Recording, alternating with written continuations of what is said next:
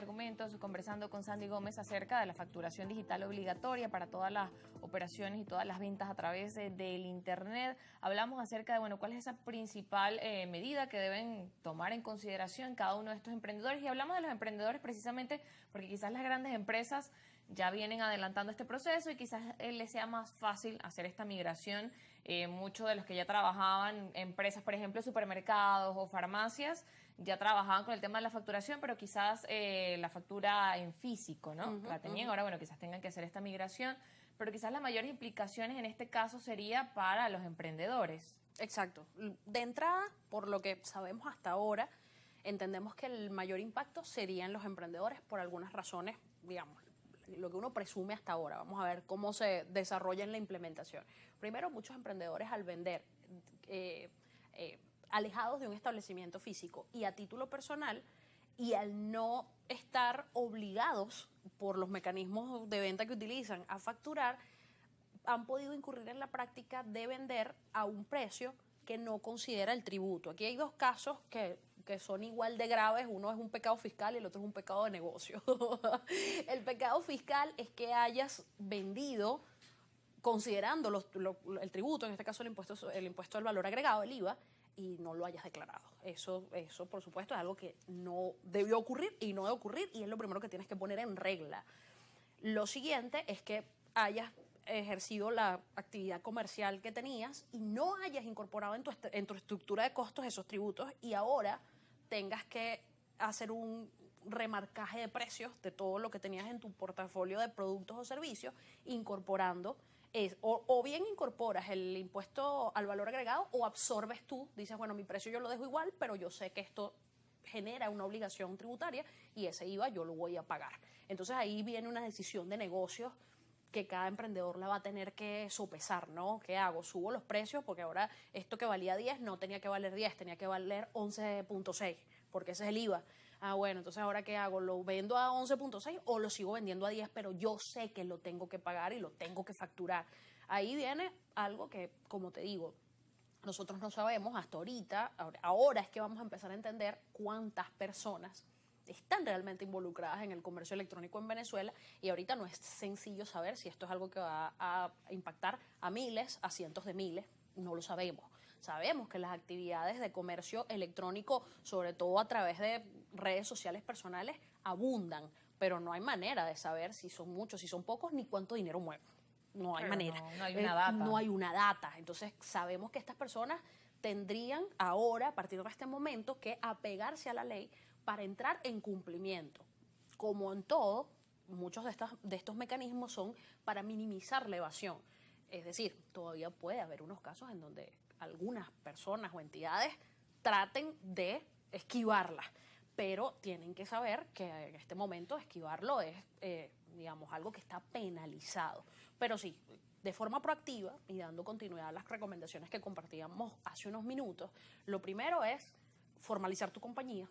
Si no vas a vender a título personal, uno puede generar un RIF personal y vender uno mismo, pero lo más recomendable, si son, digamos, pensando en crecer, que es lo que yo esperaría que los emprendedores tengan en sus aspiraciones, lo ideal sería registrar una firma que pueda hacer compra-venta de productos o que pueda mercadear algún tipo de servicio, generar su RIF, y con ese RIF poder acercarse a los proveedores de servicios de facturación digital, que, como te comentaba, ya existen, ya están autorizados por el CENIAR. Y creo que hay una cantidad exacta también, porque eso también entraría en las que son las imprentas... En las imprentas digitales. Exacto. Las imprentas digitales tienen su propia normativa y tienen unos mínimos, efectivamente. Tienen un mínimo al mes.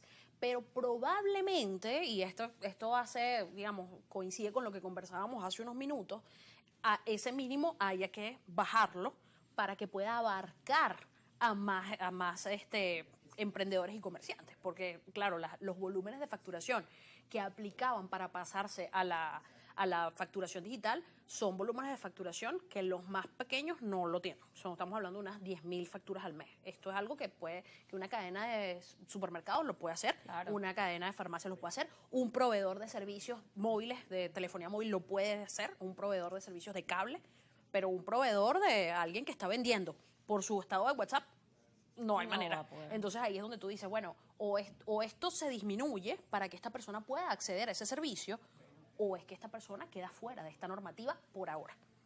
Ahí habría que ver. Ese es el tipo de preguntas que Claro, yo creo que queda por evaluar que y, queda cómo- por refinar. y por supuesto que son los emprendedores quienes se preguntan cómo quedo entonces Sí. en ese tema con mi facturación y con ese sentido, como decías, que es positivo, que la gente realmente pueda avanzar en facturar, pueda avanzar Claro. hacia estas normativas y que de alguna forma también puedas tener una data de quienes Sí. están allí dentro de la parte del comercio electrónico, Sí.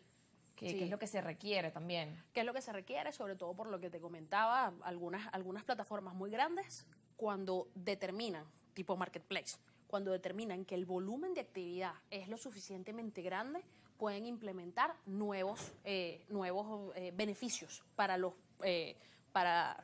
comerciantes y emprendedores que están en su plataforma.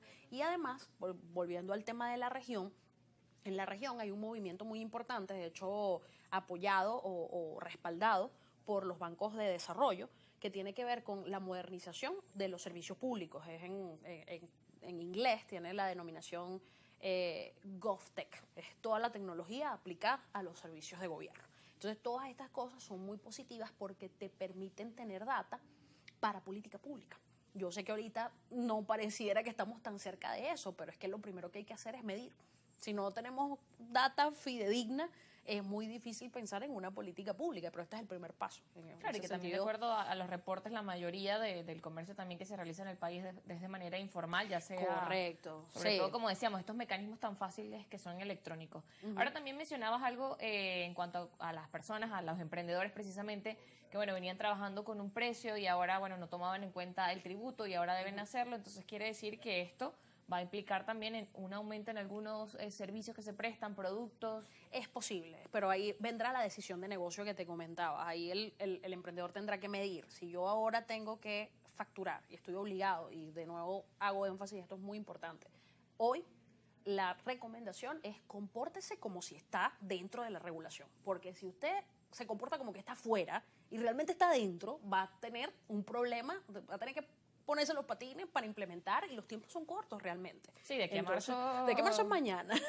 Esto va a ser muy rápido. Entonces, lo primero es comportarse como que te aplica e ir documentándote de cuáles son las opciones para acceder a los servicios de facturación, entendiendo lo que hablábamos ahorita. Hoy en día, la facturación digital requiere un mínimo de facturación, de emisión de facturas al mes. Eso pareciera que no ha cambiado, pero igual es importante que vayas teniendo la conversación con el proveedor. Claro, por lo menos conocer Por lo cuáles son menos. las estimaciones, cómo sería la Exacto. dinámica. Cómo sería la dinámica, qué te pide el proveedor, cómo te integras en ese sistema. Todas esas cosas las puedes ir averiguando, aunque todavía no te incorpores a la plataforma. Entonces, eso es lo primero. Lo segundo, de lo que ya lo hablábamos, es el tema de la normalización del RIF. Y no asumir que vas a seguir operando fuera de la regulación. Eso es lo primero. No vas a seguir siendo en negro. Y luego, entonces, hacer la evaluación. Este tributo que yo tengo que cobrar, ¿se lo transfiero a mi cliente o consumidor? Entendiendo que puede ser que algunos ya no me compren, o puedo yo, con mi estructura de costos, pensemos que los emprendedores, sobre todo los que hacen vida en los mecanismos digitales, suelen tener estructuras de costo un poco más ligeras, porque no tienen establecimiento físico. Estamos partiendo de esa premisa, ¿no? Entonces, tal vez puede ser que algunos de ellos puedan jugar con ese margen de rentabilidad. Pero no es una decisión sencilla, porque básicamente estás cediendo en ganancia. Claro, tienen que sentarse allí a O sea, pensar, los números. a evaluar también cuáles son las mejores opciones y Sí. como decíamos, estar documentados y sobre todo también, le preguntaba el tema de los precios porque no es solamente para quien es emprendedor, sino también para el consumidor que se pregunta cómo eso ¿Cómo me me va a afectar? cómo me va a afectar a Sí. mí, si me veo involucrado o no, para que la gente Sí. esté al día. Pero seguimos conversando de este tema luego de la pausa, ustedes no se muevan.